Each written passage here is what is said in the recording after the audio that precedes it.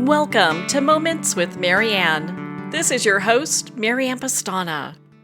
And we're here today with special guest, Sandie Sedgbeer, who's here to share with us her life on the edge of Om. While many of us are familiar with Sandie Sedgbeer at OMTimes Radio, do we have insights into who she really is? Today, Sandie's going to share with us her life and her journey. So Sandie Sedgbeer is a veteran broadcaster, author, media consultant, and professional journalist who cut her teeth in the ultra-competitive world of British newspaper and magazines. She has interviewed some of the world's leading thinkers, scientists, and celebrities. So let's welcome to the show, Sandie Sedgbeer. Thank you very much, Marianne. What an honor it is to have you here and just to spend this time together. I mean, we've known each other for some time, and I was just so intrigued by your work and your history. Why don't you share a little bit about your background with us? Oh, my goodness. Do we have that much time? I think we do. Okay, so my background is journalism, publishing. That's where I started my career in British magazines.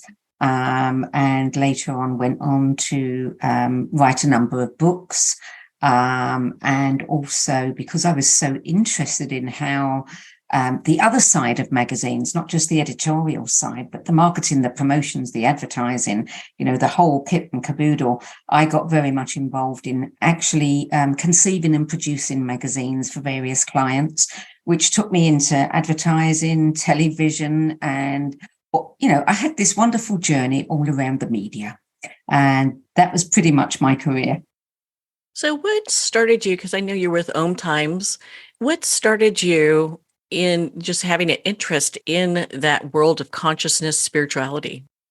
I think I had always had some kind of interest.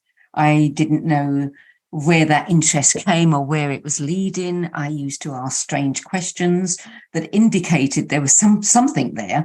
And probably from about the age of 15, I really started reading a lot of esoteric books, really esoteric books. I came across people who had some of the Keys of Solomon and some of those very old books who loaned them to me. And I thought that I was trying to disprove something. I was very skeptical, very skeptical.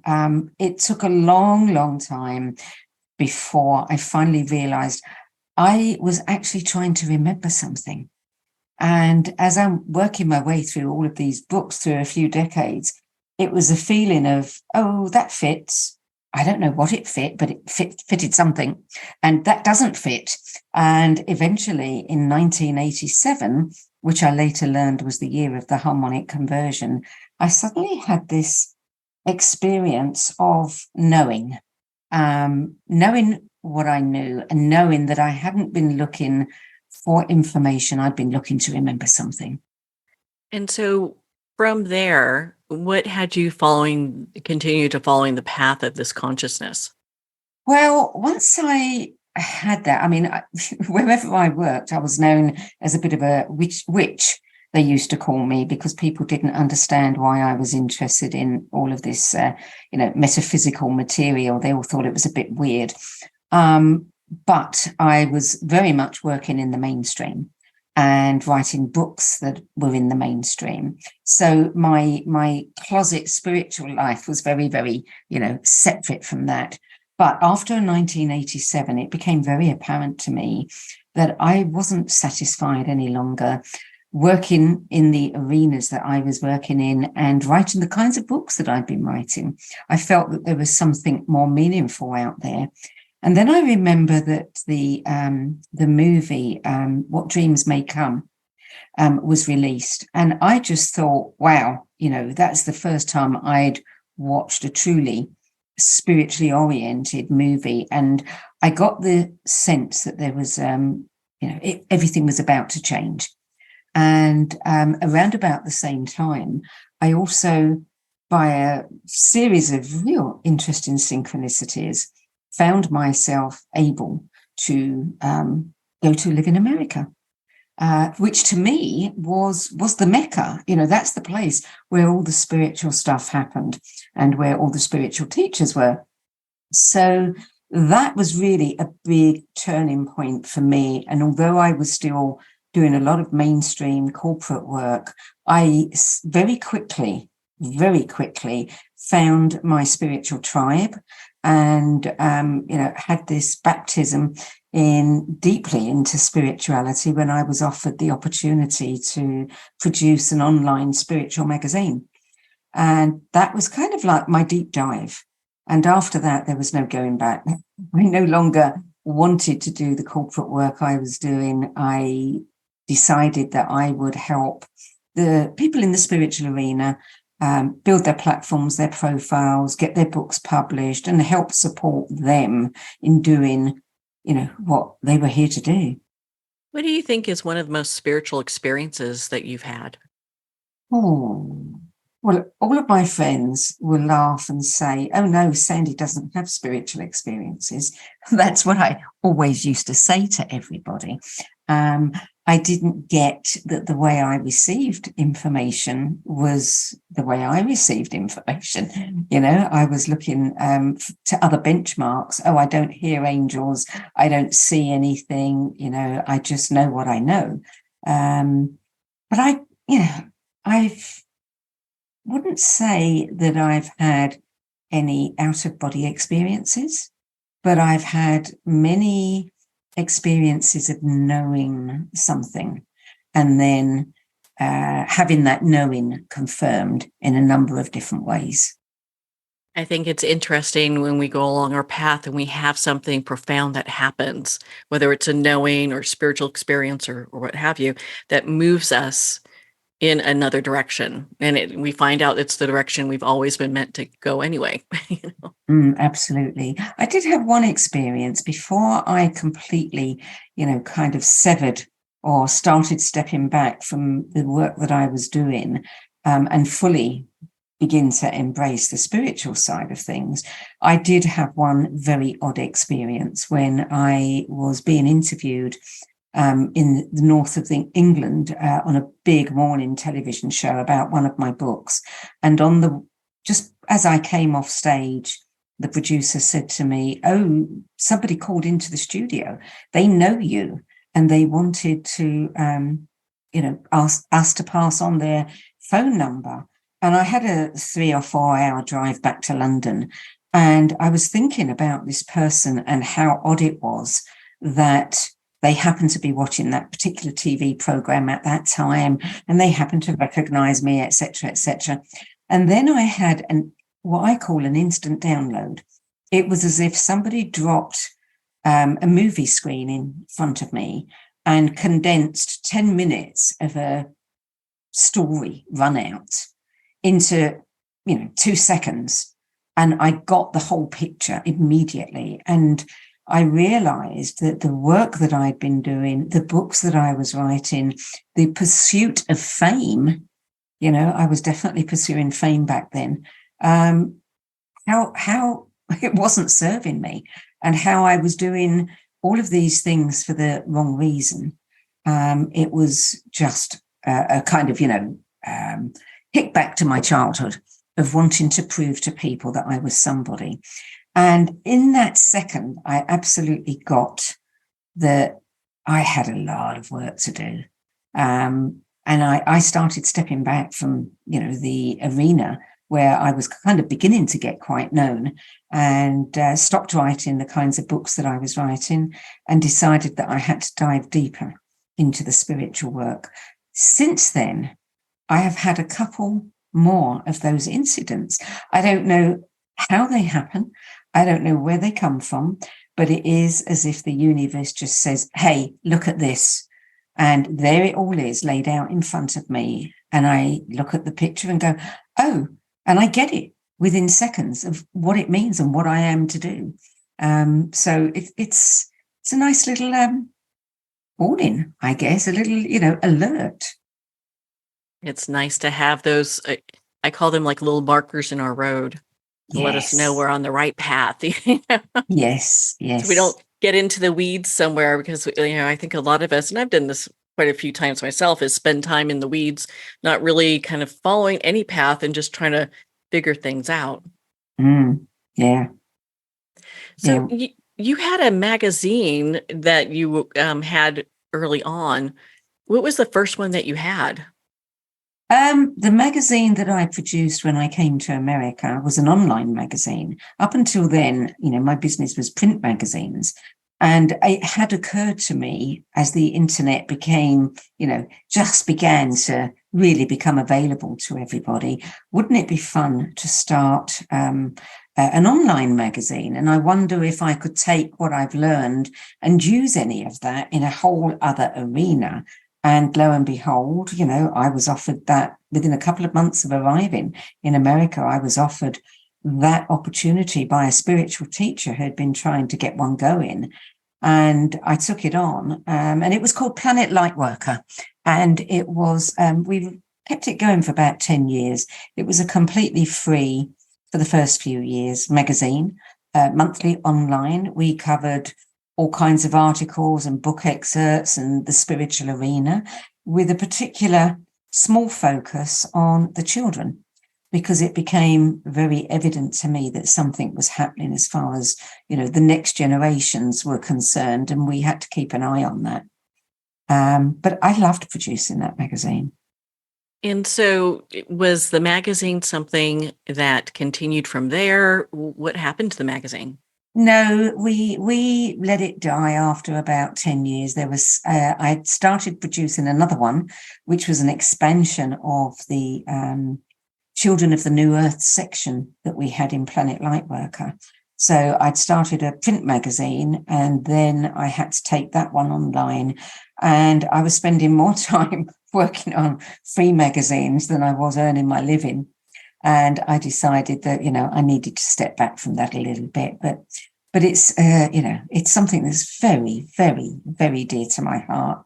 And if somebody said to me tomorrow, hey, I'll back you if you want to start another one, I'd jump at the chance. Well, isn't that exciting? Especially with that skill set, because online magazines are not all created equal. And when we look at them, having content that people are really interested in, that must have been a kind of like a challenging thing all the time to find. And, it was an interesting exercise because, in the world of, print magazines, especially if you're looking at a monthly or a quarterly or whatever, you've got long lead-in times, and the kind of articles that you're looking for, and you're going to do it months in advance, and sometimes you'll have themes and sometimes you won't. What I had to learn was that I could not control that magazine. It was a monthly magazine, and sometimes stuff would not come in on time, and I'd have to stretch the deadline, and it was as if something else was guiding the content, because when the stuff did come in, it was always perfect. And I'd get people saying, oh, that came at just the right time for me. So I very quickly had to learn I did not have control of this. It sounds like it was a co-creation with the universe. Yes, it definitely was. It definitely was. But I think I know who was really in charge. Oh my goodness, I can understand that. Again, we're on these paths, and then things happen, and it feels like, oh, we should have been here all along. Yes. Yeah. My goodness. Well, and so when we look at just your path in total, I mean, as you started out, were your parents religious at all or spiritual at all? No. No, my father died before I was born, so I never knew him, but he certainly wasn't religious or spiritual. My mother, bless her heart, didn't have the time to be anything because she had, several children and another one on the way. What happened to me was when I was 4, myself and my siblings, the 4 youngest, had to go into a children's home for a while. My mother, was having difficulty coping financially and in every other way. And it was while I was there, we had a church, which was called, the Church of England, C of E, we used to call ourselves, which is not really a denomination, but it was just Christianity. And we who didn't have a specific like Catholic or something else went to this church every week, but occasionally we would go to the Catholic church where one of the other children was being confirmed. And I very quickly began to weigh up the difference between the churches and how everything operated and what they said. And I think I always felt this isn't completely true. There's more to this story than we're being given here. And I think that's what really triggered my interest in metaphysics. I have several friends that were kicked out of Catholic school because they were asking too many questions. Yes. So I understand that, having that inquisitive mind going, well, wait a minute, this doesn't make sense. How about this? Yeah. But what was interesting was from a very early age, I had a very, very strong sense of right or wrong, right and wrong. And, even if the older children were, prodding me and pushing me and, not quite bullying me to do something, if I felt that it was wrong, there was no way I was going to do it. I don't know where that came from. Were there other signs that showed up for you at that time? Not especially. I mean, I was definitely a thinker and an observer, and I was always weighing things up. And I always wanted to know a lot more about people. I was always very curious about people and their stories and why they did the things they did and thought what they did. And people used to say I was a little bit of a queer child, being so curious at that age. I do recall one incident when I was playing a game of Superman, and I had taken my jacket off and put it around my shoulders and did the top button up around my neck as if it was a cape. And I was running around the playground with some of the other children. And I remember looking at my hand and seeing my hand emerge from the sleeve of my jumper and suddenly being very taken with the appearance of this hand. And looking at it, I mean, this sounds really weird, but looking at it almost as if I knew that this hand was a new hand to me. It didn't look the way I thought it should look. It didn't look old. And at the time, I thought that was a really weird thing, but I couldn't really make sense of it. And it's only now that I look back on it and I think, oh, I wonder if there was a little bit of bleed through there, of, a soul that knows something different. I know we're doing a little bit of moving around the map here, but you have such an interesting story. The last place we left off is you did the magazine. What did you do then? I had the magazine. I was still doing some corporate work at that time. And then I got persuaded to, or invited to work with the Spiritual Arena full-time. And as a result of that, I then started helping people with books. So I got very much involved in editing, writing, ghostwriting, helping people self-publish, and also working with spiritual teachers, helping them build their platforms and profiles. One of the things that I was very adamant about, having been in magazines, having worked, actually organized events where I got to meet my readers. This is part of the curiosity about who people are and, what they want and the lives they live. I used to always organize events where I could meet my readers. And working also in advertising and marketing, I got to use some of that information and that curiosity in changing the way some companies communicated with their customers, like mail order companies, direct marketing companies. And I was very adamant that you have to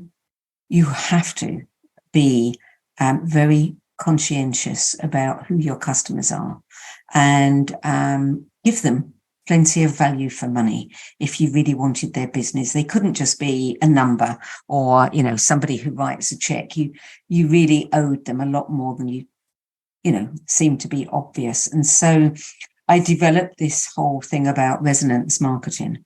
And this is what I was, teaching some of my clients, is that the way you communicate with the audience is so important, because it's a frequency and they can feel if you're being inauthentic. And so I kind of became a bit known for that, helping clients talk to their, customers and their audiences in very authentic ways, and finding ways where the client could actually have the audience could have an experience of the client. So utilizing YouTube, utilizing Facebook, utilizing videos and events free events, so that people could feel them.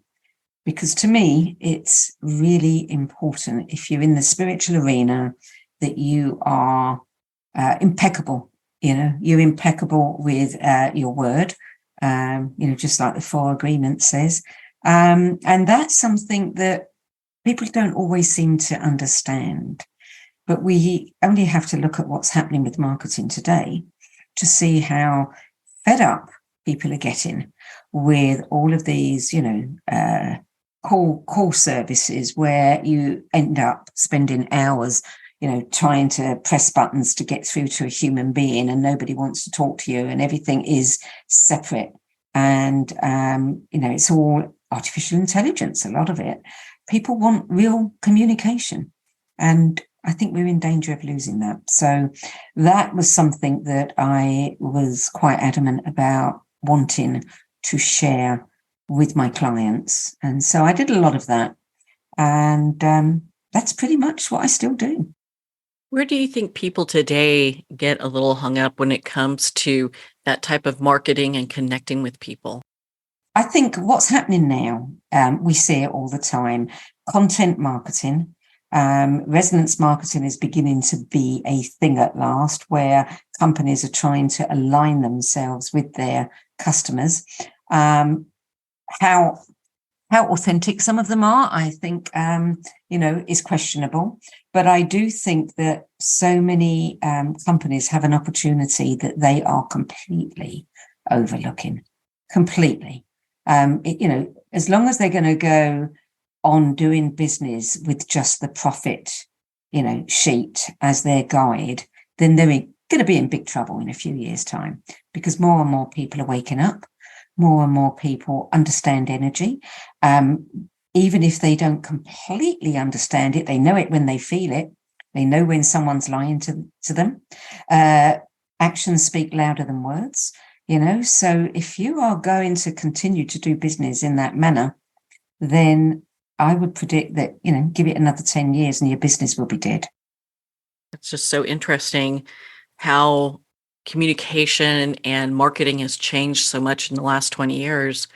When we look at it, it seems that we've really become this very disconnected group of people, even though we're trying to connect with our audience or people who are interested in whatever our book or message is. Yes. Yeah. And it is interesting, isn't it, that people said that, when Kindle came along, regular publishing would be dead. It isn't dead. Magazines, there's been a huge resurgence in the magazine business, mostly niche magazines that seem to be doing very, very well. Other more general magazines, not quite so much. But it's interesting to me that people still want connection. And they want connection, especially around the things that they're interested in. We're a social species. We can't cut ourselves off. And when we see this argument that's going on with artificial intelligence and how it's affecting writers and journalists, and you look at a news feed and straight away that the article hasn't been written by a person, because there's too many, problems with the article itself. You can feel the difference. I think we're heading for something that is, there's a big warning here to us. We are beginning to lose our humanity, and we have to do everything that we can to keep it. To work on just keeping everything where we're able to learn how to connect with one another. Yeah. It wasn't long ago, I was with a did a girls' trip, and we were up in the New York area at the Statue of Liberty, and it was the most bizarre scene I'd ever seen. No one was talking, and everyone was doing selfies. It was just bizarre. And I was just looking at this going, what is wrong with this picture? Yeah, it's not like people are just talking amongst each other. There was no talking at all. It was the most bizarre thing. I was in an airport recently, and it made me, looking around me, every head was bent over a phone, every single one. And I thought, I wonder if we're going to see in 5 or 10 years' time, all of these problems with people's necks, and their backs, their upper backs, are they going to start developing these, what they call widow's hump? Because people spend most of their time these days with their head down, looking down at something. And I also noticed how many people were sitting there waiting for their flight, and their one leg was tap, tap, tap, tap, tapping the whole time, up and down, up and down, up and down, up and down. And I thought, wow, what's driving that? There's this kind of anxiety that people aren't even aware that they're feeling. And I think a lot of it is because of social media, because of the way our news is delivered so quickly in such short bursts that our brains can't settle on anything. We can't digest anything. We're getting really bad at reflection. There's all this information coming at us all the time. No wonder people's legs are, tapping all the time. How do you deal with that? It's just, it sounds like their body's trying to find a way to process all that nervous energy they're holding. Yes, exactly. Exactly. And if their body is not finding a way to do that, then what's going to happen? Where's all that, distress, that negative energy going? Yeah, I don't know. Maybe that's part of what we're seeing when people are having these reactions, as opposed to, being able to really respond in a situation, as opposed to just letting the emotions drive. Yeah. Well, I think everybody's in a trance. They're in a trance, whether it's a trance of information or something else. And when something happens around them, they do react. It's a knee-jerk reaction. They don't stop and think. They don't, assess what's really going on. They just react. And often in a very poor way. I mean, look at what's happening on planes. We're hearing about it all the time, the bad behavior. People are getting very badly behaved. Oh, we could spend a lot of time talking about that one. Yeah. I don't want to take our time talking about something like that. What I would love to learn more is about, how many books have you done ghostwriting for? Oh, God. I don't know anymore. A few dozen. From some books that I've written the whole thing. Others has been, a kind of bit of a partnership where I'm helping the author by writing certain passages that they find difficult. I've probably, worked on hundreds of books altogether in different, different levels. But books are my passion. They really are. Information. I'm just sucker for books, always have been. And that's one of the reasons why I started the No BS Spiritual Book Club, because I wanted people to have a trusted source of recommendations. Everybody is curious. Books aren't going away. Lots of people are waking up. They definitely want to be informed. They're serious about, their personal spiritual growth and development. And there's an awful lot of books out there. So what I wanted to do was provide people with a library of recommendations from people they can trust, which are usually the authors and the speakers and the teachers that they're following anyway. So, I started the No BS Spiritual Book Club to begin to create that library, and also so that we could hear from those authors, speakers, and teachers about the books that influence them the most on their life journeys. On that note, we're going to pause here for a quick moment. We've been speaking with Sandie Sedgbeer in regards to her life on the edge of Om. We'll be right back after these messages.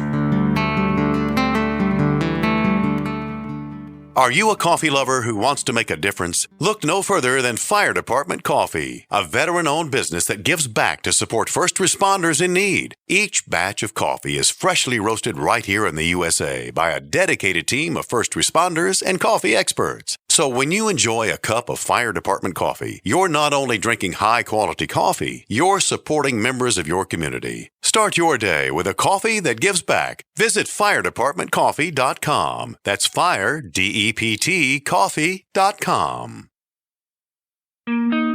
Are you looking to untangle life's riddles? Discover the profound teachings of Dr. Shai Tabali, renowned philosopher, best-selling author, and your guide to self-empowerment. With methods that harmonize psychological and spiritual principles, Dr. Tabali's wisdom offers a pathway to holistic transformation.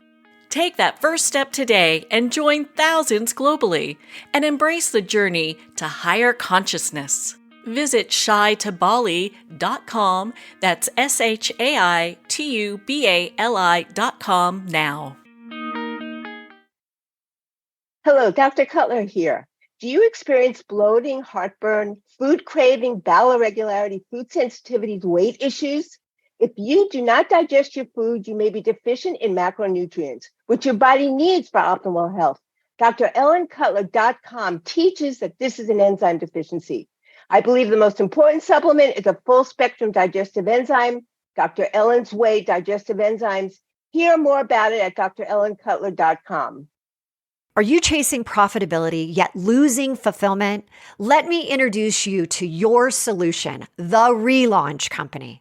I'm Hillary DeCesar, an entrepreneurial performance coach, fearless leader of the Relaunch Company, here to help put the pedal to the metal and relaunch your business your way. Visit www.therelaunch.com. Take the free quiz to learn 3 steps towards waving goodbye to burnout and hello to success.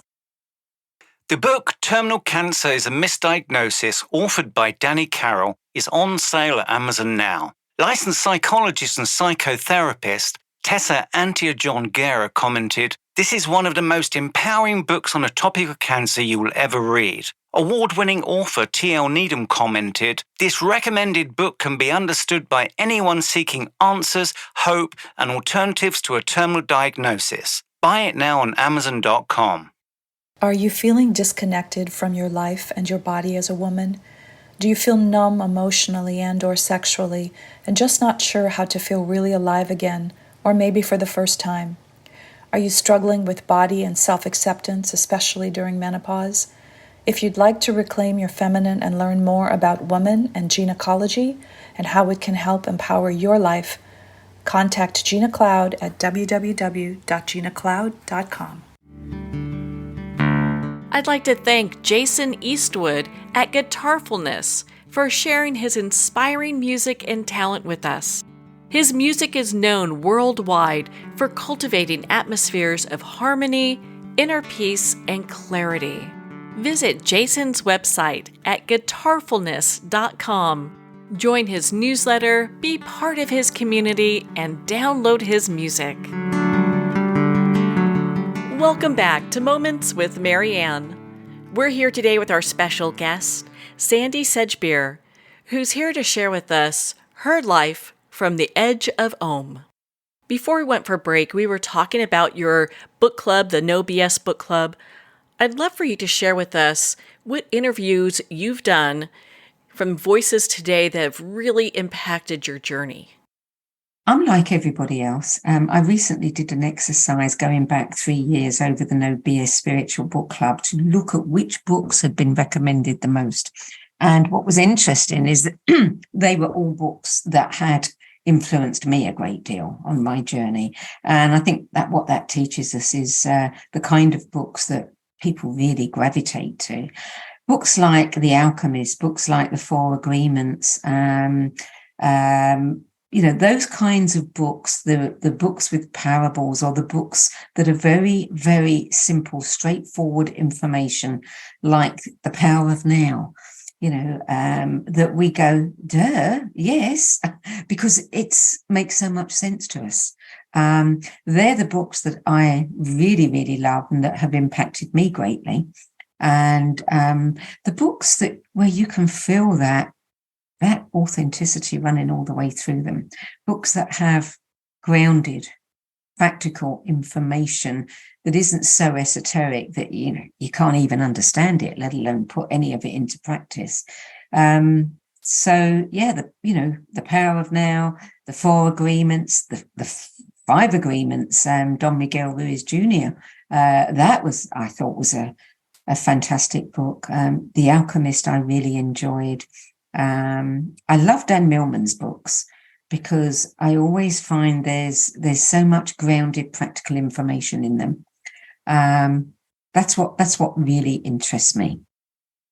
So let's say someone knows that they want to write a book and they're not sure where to start. What do they do when they contact you? Well, we usually have a little conversation. I do free 20-minute, just getting to know you a little bit. If they're really serious, because, a lot of people want to start a book, and in 20 minutes you can usually find out if it's just a pipe dream, if they're serious or not, if they understand what is entailed in that, and if they're not, then they'll go away and it will just remain a pipe dream. If people are serious, then we usually have an hour-long session that they pay for, in which I get them to tell me everything they can tell me about what they want to write about, because quite often I find that people want to write a book, they think it's about this, and then when we have a good conversation, I go, there's your book over there. And they suddenly realize that they do have a book in them, but it isn't necessarily what they thought it was. I had a conversation with somebody recently who's an artist, and he was saying he'd like to write a book, and we were talking about various things. And then he started telling me about something he does. And I said, send that along to me. I'd like to have a look at that, a little course that he offers. And I looked at it and was blown away and said, there's your book. It's right there. Just expand on that. And it's a fabulous, fabulous thing. So, usually it's, let's sort out what you want to write, whether you've, really serious about that, if you understand, the pitfalls and the problems, because we all know people who've started writing books and they still haven't finished them because, it's too hard for them. If somebody wants to go further, then I offer coaching and help them unravel their story and really build their story, build the architecture of it. If they want me to ghost the book, I don't ghost many books these days. But depending on the subject matter and the story, I could be persuaded. It's, the services I offer are a bit of a smorgasbord. They really do. It's not cookie cutter. It really does depend on the client and, what the story is, what the market is, etc. So, yeah, I don't believe in doing anything cookie cutter. Everyone's an individual and they have to be treated as an individual, just as with resonance marketing. I agree with you completely on that. And it's interesting because I think a lot of times people have a belief that they write a book and it's going to sell, be a New York Times bestseller list, and Oprah's going to call them, when that's probably not going to happen. Not to say that it couldn't, but the chances are very slim. Yeah. I had somebody approach me a while back who is very wealthy, wants to be a spiritual teacher, thinks that he's got a process that his father taught him, didn't know where to go with that. And we had 2 or 3 conversations because I was trying to get the essence of what it was that he wanted to share. And I couldn't. And when I can't feel it, if I can't feel it and see it, then I know that it is still really ephemeral. They haven't thought it through. He kept saying, I want to hire you, send me a contract. And I said, no, I can't do it because you don't have a book yet. You don't have a book, and you can't be a spiritual teacher just based on that process that your father taught you. It's not enough. And he was in love with the idea, just as you said. He wanted to be up there on a stage talking to people and be discovered by Oprah. And I said, if you go away and, learn more about yourself before you start wanting to teach other people. There's a lot that goes into that. From what I've heard, usually the people who have gone through life's greatest challenges are the ones that end up being life's greatest teachers. Yes, absolutely. Absolutely. And, everybody's got a story, and I am a great believer in everybody should tell their story. One of the things that I'm always encouraging people to do, especially as they get older, is even if you write a book and just, have 10 copies printed off for your family about your life, that is such an important thing to leave, not so much for your children, but for your grandchildren, because grandchildren never really know who their grandparents are. They only know the stories that their parents tell them or their grandparents tell them. But when you listen to the stories of some people, oh my God, there's so much wisdom in them. And they need to, I think it's good for children to know the lineage and the experiences and the wisdom and the strengths that are in their lineage. So I wish everybody would do that and leave a story for their grandchildren about themselves. Doesn't have to be long, but I think it is something that the grandchildren would really treasure. Are there prompts that they can follow for that? So they have a little bit of an outline? Yes, and I think that, nowadays you can even buy books that give you those prompts. They've just got questions at the top of a page and tell you to fill them in. Yes, I mean, it's very easy to tell somebody, okay, these are the questions, you go away and you answer those questions. And then you've got something there that you can then, expand upon. So when we look at just the whole process of book publishing, where do you think sometimes people get a little hung up? Well, I think they get hung up on, as you said, the dream rather than the reality. And they also get hung up on thinking that they write the book and that's it. It's automatically going to sell. And they don't realize, well, this one, how much they need to promote a book. That's one of the most important things. Where are you going to find your readers? How are you going to talk to your readers, etc.? I think so many people forget that part of it. And I've had people just fall away. They've been very interested in writing their story, but once they realize they've then got to hire a publicist or they've got to do some promotion work themselves, they can't face that. Yes, that can be challenging for a lot of people. If for most people, it brings them outside their comfort zone. Yeah, it does. So looking back at all the work that you've done, what would you say you're the proudest of? I'm proud of the two magazines, Children of the New Earth and Planet Lightworker. I am proud because I know how much they help people, especially Children of the New Earth. That was at the beginning when everyone was talking about the indigo kids and people were just trying to work out what is happening with our children. Is it an evolutionary leap? Are they, little crystal stars that have dropped down from heaven to show us the way? What is it all about? And I know for a fact that the magazines we published then were enormously helpful because I always believe in grounding information. They were very practical and they were very helpful to people. And I know that people have kept them as a collection, the printed ones. So I'm really proud of those. And I'm really proud of the No BS Spiritual Book Club because the longer I'm working with it, the more I'm beginning to understand here's another project that's doing me rather than me doing it and what its true purpose is. And I was at an event recently and somebody was asking me about it. And we realized that some of the luminaries that are giving us their 10 best books and giving me interviews and talking about their life journey through the lens of their books is that what we're doing is we're capturing a piece of their legacy a piece of their wisdom and their knowledge that they might not be able to share in different kinds of interviews. And so it's enabling me to see that there's more than one purpose for this book club, more than one purpose. And I'm proud of that, because when it first presented itself to me, I turned it away. No, I wasn't going to do it. And I spent a year saying, no, I'm not going to do it. And eventually I decided I had to do it.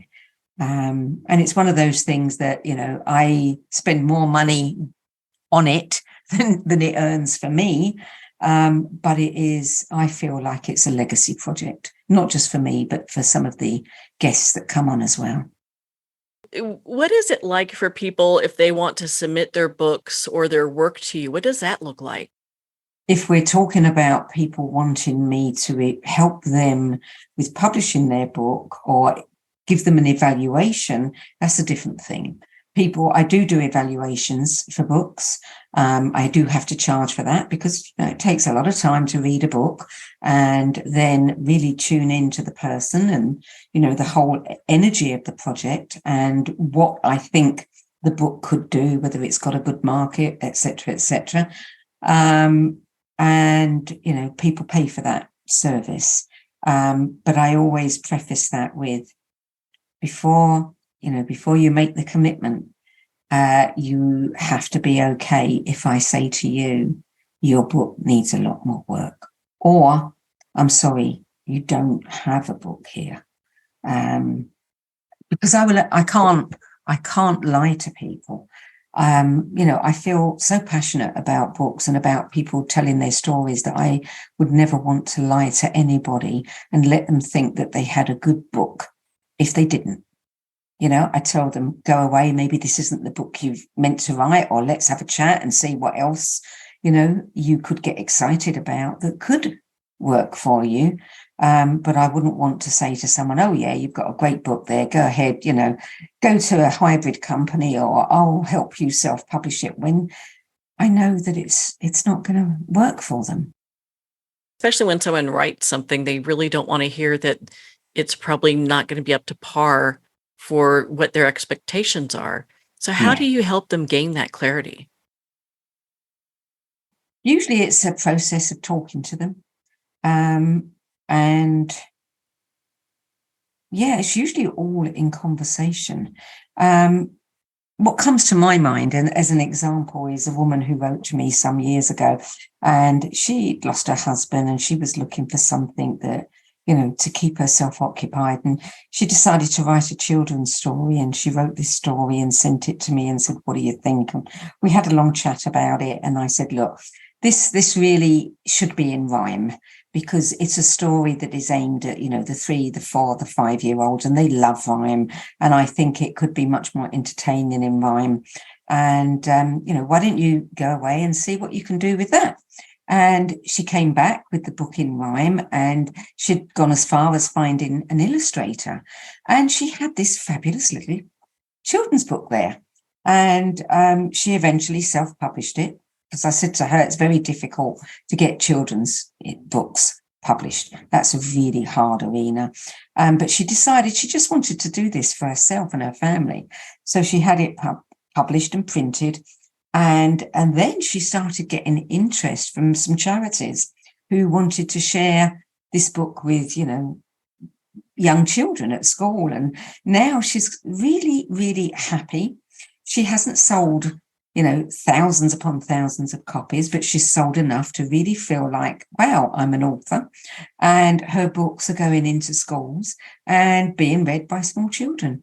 So, her expectations were never very, big in the first place.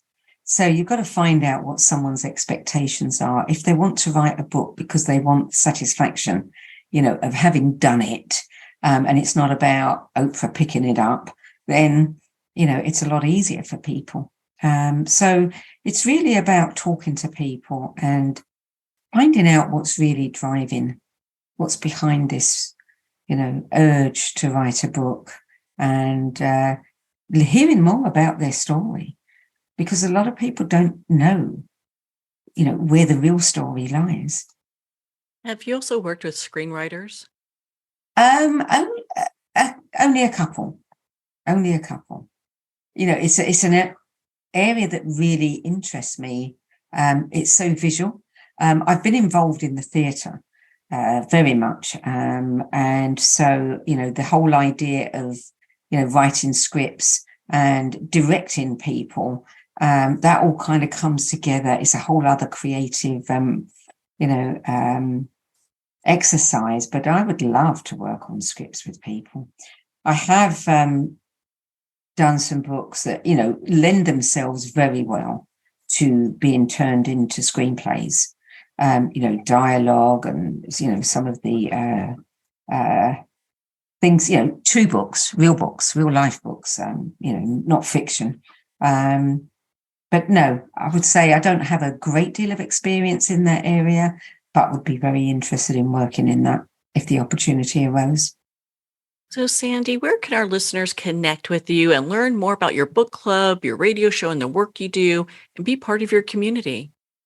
Well, Sedgbeer.com, my last name, SEDGBEER.com, is my website. It is also the home of the No BS Spiritual Book Club, although they will be divided soon. People can find out more about me, my background, the kinds of books I've worked on, etc., the clarity coaching that I do. There, they can also sign up for the No BS Spiritual Book Club and get updated every week with new guests that are coming on the live streaming TV interview series. So yeah, my website is the home of it all. One thing I will share with you, Marianne, and I don't know whether I'm jumping ahead of myself here, is that I've got some new ideas about the No BS Spiritual Book Club, and I know that we're almost out of time, so I won't share them here. But if people want to find out more about how they can engage with this book club in their own area and create something for themselves, go over to the website, sign up for the newsletter, and I will be announcing more details about it later. Well, that sounds so exciting. I can't wait to hear about that too. Sandie, thank you so much for taking the time to be on the show with us here today. Thank you, Marianne. I've really enjoyed speaking with you. Well, thank you, Sandie. You've been one of my dear friends for such a long time. It's been such an honor to spend this time with you and to talk about your life from the edge of Om. If you'd like to connect with Sandie, please visit her website, sedgbeer.com. That's SEDGBEER.com. Well, we're at the end of our time today. I'd like to thank everyone for tuning in. You've been listening to Moments with Marianne, where we make every moment count.